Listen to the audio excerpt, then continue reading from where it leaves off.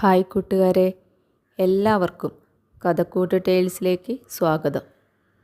നൈമിശാരണ്യത്തിൽ മഹായാഗം നടക്കുന്ന കാലം സൂതൻ മഹർഷിമാർക്ക് മഹാഭാരത കഥകൾ പറഞ്ഞു കൊടുത്തുകൊണ്ടിരിക്കുന്നു.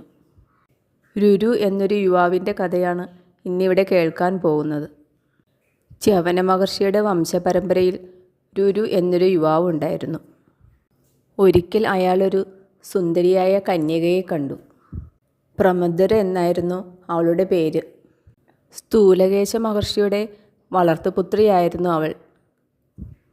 അപ്സരസ്ത്രീയായ മേനകയുടെ കുട്ടിയായിരുന്നു. സ്ഥൂലകേശ മുനിയുടെ ആശ്രമത്തിന് സമീപം ഉപേക്ഷിച്ചു പോയ അവളെ മുനി എടുത്തു വളർത്തി. രുരു പ്രമദ്വരയെ വിവാഹം കഴിക്കുവാൻ ആഗ്രഹിച്ചു. അദ്ദേഹം തൻ്റെ അച്ഛനായ പ്രമതിയോട് തൻ്റെ മോഹം ഉണർത്തിച്ചു. അദ്ദേഹം മുനിയെ കണ്ട് മകൻ്റെ ആഗ്രഹം അറിയിക്കുകയും അങ്ങനെ ആ വിവാഹം നിശ്ചയിക്കപ്പെടുകയും ചെയ്തു. രുരു വളരെ സന്തുഷ്ടനായി. അങ്ങനെ വിവാഹനാൾ അടുത്തു വന്നു. ഒരു ദിവസം പ്രമദ്വര സഖികളും ഒന്നിച്ച് പൂങ്കാവനത്തിൽ പൂവിറുത്തു നിൽക്കുകയായിരുന്നു. അപ്പോൾ ഒരു ഭയങ്കരമായ ആപത്തുണ്ടായി. ഉറങ്ങിക്കിടന്നിരുന്ന ഒരു പാമ്പിനെ ആ കന്യക അറിയാതെ ഒന്ന് ചവിട്ടി. ആ പാമ്പ് അവളുടെ തുടുത്ത പാദത്തിൽ ആഞ്ഞു കൊത്തി. കടിയേറ്റ് ബോധം മങ്ങി അവൾ ഭൂമിയിൽ വീണുപോയി. സഖിമാരുടെ നിലവിളി കേട്ട് ഓടിയെത്തിയ അച്ഛനും മറ്റു മുനിമാരും മണ്ണിൽ കിടക്കുന്ന പ്രമദ്വരയെയാണ് കണ്ടത്. അപ്പോഴേക്കും അവൾ മരിച്ചിരുന്നു. എല്ലാവരും വളരെ ദുഃഖിതരായി. വിവരം കേട്ട് പാഞ്ഞെത്തിയ രുരു ആ സുന്ദര ശരീരത്തെ ഒന്ന് നോക്കിയിട്ട് കാട്ടിലേക്ക് ഓടിക്കളഞ്ഞു. കൊടും കാട്ടിനുള്ളിൽ ചെന്നിരുന്ന് ആ യുവാവ് ഹൃദയം തകർന്ന് നിലവിളിച്ചുകൊണ്ടിരുന്നു. ഈ കരച്ചിൽ കേട്ട് ഒരു ദേവദൂതൻ അവൻ്റെ മുന്നിൽ വന്നു.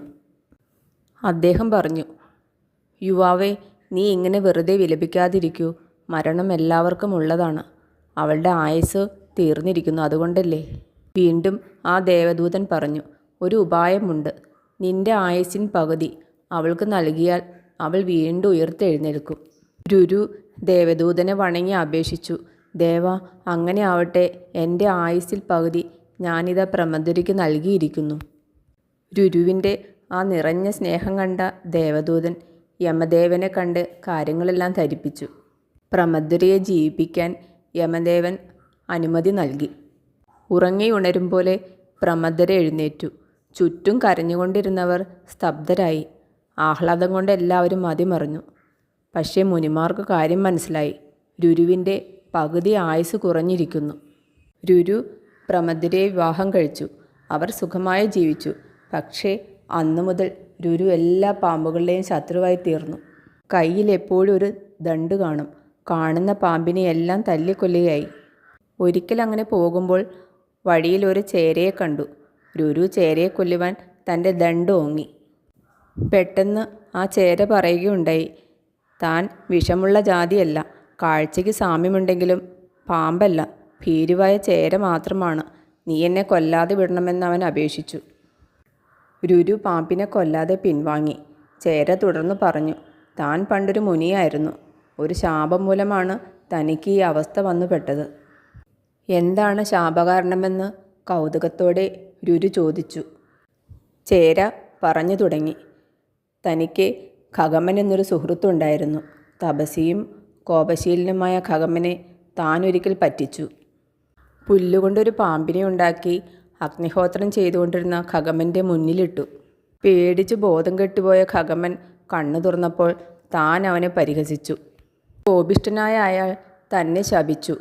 പുല്ലുകൊണ്ടുള്ള പാമ്പിനെ കാട്ടി എന്നെ പേടിപ്പിച്ച നീ വിഷമില്ലാത്തൊരു ഇഴജന്തുവായി പോകട്ടെ.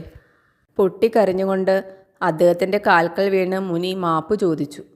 കോപം തെല്ലൊന്നടങ്ങിയ ആ മുനി സാവധാനം പറഞ്ഞു, എൻ്റെ വാക്ക് വെറുതെയാവില്ല. നീ രുരുവിനെ കാണുമ്പോൾ ശാപമോക്ഷം നേടും. ആ പാമ്പ് മുനിയായി രൂപം പ്രാപിച്ചു. സന്തുഷ്ടനായ അദ്ദേഹം രുരുവിനെ വന്ദിച്ചു.